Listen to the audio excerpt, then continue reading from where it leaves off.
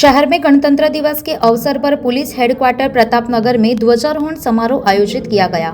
Police commissioner ने राष्ट्रीय ध्वज को सलामी दी और देश की स्वतंत्रता व सार्वभौमिकता की रक्षा का संकल्प लिया। पुलिस अधिकारियों और कर्मचारियों ने मिलकर राष्ट्रगान गाया, जिससे समारोह में देशभक्ति का माहौल बन गया। सभी उपस्थित अधिकारी और कर्मचारी राष्ट्रीय ध्वज के प्रति सम्मान व्यक्त करते हुए देश के लिए समर्पण का संदेश दे रहे थे। हमारे नागरिकों पर जो उत्साहित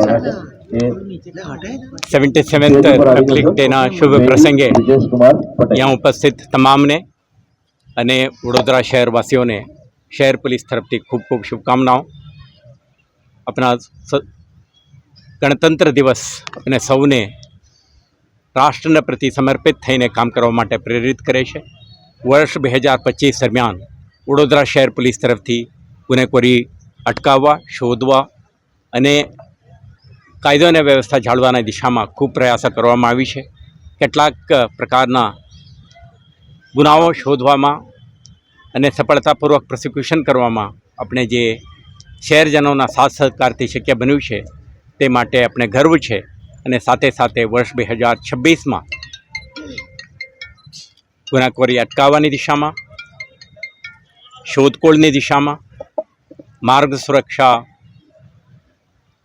નશામુક્ત વડોદરા શહેર, મહિલા, બાળ અને વરિષ્ઠ નાગરિકોના સુરક્ષા માટે કટિબદ્ધ થઈને કામ કરવા માટે આજે શહેર પોલીસ સંકલ્પ પણ કરી છે।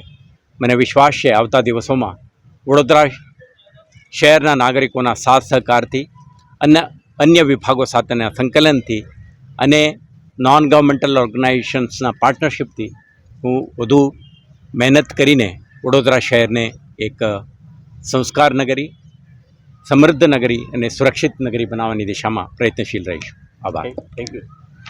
संवाददाता के साथ अभिप्राय न्यूज वडोदरा। आवा ज વધુ સમાચારો જોવા માટે સબસ્ક્રાઇબ કરો અમારી યુટ્યુબ ચેનલને અને જોડાયેલા રહો ફેસબુક, ઇન્સ્ટાગ્રામ અને ટ્વિટર પર।